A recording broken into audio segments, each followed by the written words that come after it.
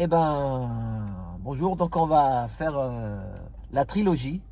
Donc, c'est la suite et fin. En fait, il y en a qui ont bien aimé. J'avais vu dans les commentaires de Rémi comme quoi qu'ils avaient bien aimé quand on était remonté un peu dans le temps et puis qu'on avait mis des chansons anciennes.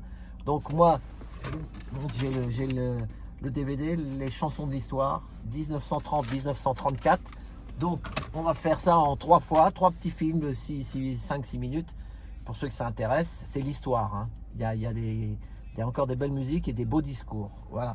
Donc, on va commencer par 1932. On stocke et on n'en a pas assez. On stocke et on n'en a pas assez en 1932. Souvenons-nous qu'en 1936, il y a eu une grosse crise mondiale. Voilà, c'était les prémices de la crise. Et en écoutant ces gens-là, ce qu'il faut penser aussi, c'est que ces gens-là, ils avaient connu tous la guerre de 14-18. Et c'est pour ça que des fois, ils avaient un peu ils ont vu leur frère tomber au combat et ils ont vu ce qui s'est passé. En fait, c'était 10 ans. Enfin, voilà. Maintenant, peut-être ils avaient en 32, ils avaient entre 30 et 40 ans.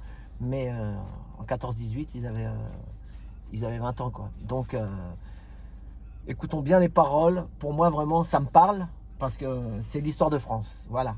Donc, et puis souvent, les choses se répètent. Donc, espérons que ça ne se répète jamais parce qu'une boucherie pareille, on ne doit pas, voilà, on doit pas répéter des trucs comme ça. Mais bon, c'est pas nous qui décident. Voilà. Donc, on va y aller. Donc, il y aura le petit film 1932, le petit film 1933 et le 1934. Voilà. Et ben, on attaque. Allez, on met tout en marche.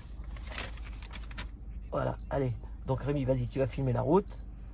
Voilà. Attends, alors, on y va. Parce que c'est pas ma voiture. Quelle était la cause de la crise mondiale que nous traversons? Il m'a répondu, les stocks. Il y a, m'a-t-il expliqué, déséquilibre entre la production et la consommation. On produit trop, on ne consomme pas assez, alors on stocke. En somme, lui ai-je dit, on en fait trop, et c'est pour ça qu'on n'en a pas assez. Il m'a répondu oui. On stocke. D'où vient la crise économique? Des stocks. D'où vient la misère publique? Des stocks. D'après les dernières statistiques, la production est fantastique. En attendant, on bouffe des briques. On stocke. Il y a des milliards de boisseaux de blé en stock, de tonnes de sucre accumulées en stock, des montagnes de nourriture, de produits de toute nature, et tout le monde se met la ceinture. On stocke. Il y a des caravanes de tonneaux en stock, plein de Bourgogne et de Bordeaux en stock. Il y a des piscines de Vouvray, des océans de muscadet, mais on boit de l'eau du robinet, en stock. Il y a des taillons de godillots en stock, de bas, de liguettes, de chapeaux en stock. Il y a des halles où l'on déballe du coton par millions de balles, et pour s'habiller, il n'y a pas de balles, on stocke. On stocke n'importe quel produit, tout stock. On sait que c'est idiot, mais tant pis, on stocke. Citroën déclare que bientôt il aura chez lui tant de taux qu'il sera forcé de prendre le métro, il stocke. D'ailleurs, d'ici peu, tous les rois des stocks subiront l'implacable loi des stocks. Devant ces caves pleines de bouteilles de parfum, Coty, c'est pareil, il se lavera au savon de Marseille, il stocke. Moi-même, je l'avoue bien haut, je stocke. J'ai des provisions de bons mots en stock. Un bagage de plaisanterie, de répartie, de mots d'esprit à faire pâlir son chéritri, je stocke. J'ai fait 25 chansons nouvelles en stock. Et j'ai encore dans ma cervelle des stocks d'idées qui vous plairaient beaucoup, mais je les garde. Je l'avoue, que voulez-vous, tant pis pour vous, on stocke. Ce qui surprend, c'est qu'en regardant ces stocks, on ne se dise pas depuis le temps qu'on stocke. On a là de quoi se la couler douce 1 an en se tournant les pouces. Eh bien alors profitons tous des stocks, jusqu'à l'épuisement complet des stocks. En frères entiers, partageons-les, ces stocks. Non, têtus comme des bourricots, sur les vieux stocks pleins d'asticots, on accumule toujours plus haut des stocks. Alors mon Dieu, tant pis pour nous, phoques. Ayons la folie jusqu'au bout des stocks. Partout dressons des tours Eiffel vertigineuses, des gratte-ciel monstrueux, des tours de Babel, de stock, jusqu'au jour où quand tout sera en stock, quand un désert entourera nos stocks, nous devrons tous le vendre vide et crispant nos ongles avides, crever devant nos pyramides de stock.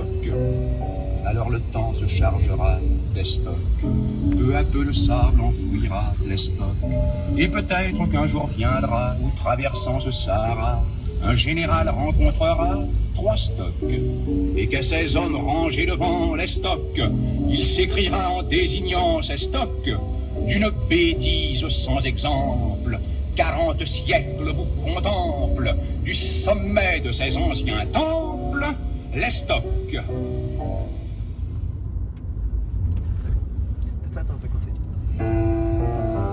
De l'autre côté de l'Atlantique, dans la fabuleuse Amérique, brillait d'un éclat fantastique le dollar. Il faisait rêver les gueux en loques, les marchands de soupe et les loufoques, dont le cerveau bat la breloque, le dollar. Et par milliers de la vieille Europe, quittant sa ferme son échoppe, où les bas de quartiers interlopent, on part, ayant vendu jusqu'à sa chemise, on met le cap sur la terre promise pour voir le Dieu dans son église, le Dieu dollar. Et déjà dans la brume du matin blafard, ce soleil qui s'allume, c'est un gros dollar. Il éclaire le monde de son feu criard, et les hommes à la ronde l'adorent sans retard. On ne perd pas le nord, vous pensez, juste le temps de s'élancer, de s'installer dans ce monté. Ça part, on joue, on perd, on gagne, on triche, pétrole, chaussettes, terrasses en friche, tout s'achète, tout se vend, on devient riche. Dollar. On met les vieux pneus en conserve, et même afin que rien ne se perde, on fait l'alcool avec la dollar. Jusqu'au bon Dieu qu'on mobilise et qu'on débite dans chaque église aux enchères comme une marchandise à coups de dollars. Mais sur la ville ardente, dans le ciel blafard, cette figure démente, c'est le Dieu dollar. Pas besoin de réclame, pas besoin d'effort, il gagne tous les hommes parce qu'il est en or. Auto, phono, radio, machine, trucs chimiques pour faire la cuisine, chaque maison est une usine standard. Allô, dans une porte de série, on va vendre son épicerie, et le soir on retrouve sa chérie. Standard. Alors on fait tourner des disques, on s'abrutit sans danger, puisqu'on est assuré contre tout risque. Voilà, la vie qui tourne comme une roue vous éclabousse et vous secoue, il aime vous rouler dans la boue, le vieux dollar. Quand la nuit sur la ville pose son manteau noir, dans le ciel immobile veille le Dieu dollar. Il hante tous les rêves des bouts d'ici-bas, et quand le jour se lève, il est encore là. On tient marteau dans leur folie, les hommes n'ont plus qu'une seule envie, un suprême désir dans la vie de l'or. S'ils s'écoutaient par tout le monde, on en sèverait à la ronde au fond de la terre profonde. Encore, on en nourrirait sans relâche les chefs des brebis et les vaches, afin qu'au lieu de lait, elles crachent de l'or partout, de leur liquide, de leur langage, de leur solide, plein les cerveaux et plein les vides, encore. Mais sous un ciel de cendres, vous verrez un soir le Dieu dollar descendre du haut de son perchoir, et devant ces machines, sans comprendre encore, l'homme crevé de famine sous des montagnes d'or.